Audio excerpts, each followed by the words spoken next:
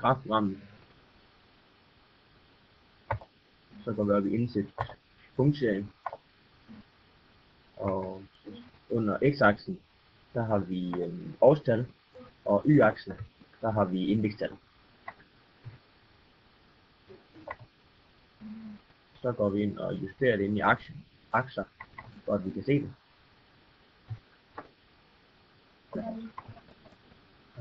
Så har vi 1994 til 2004.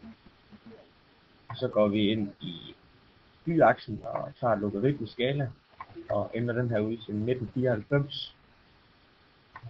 Okay. Og så zoomer vi ud. Og så går vi ned til serie 1. Så tager vi tendenslinje, og så tager vi eksponentiel. Og så har vi det.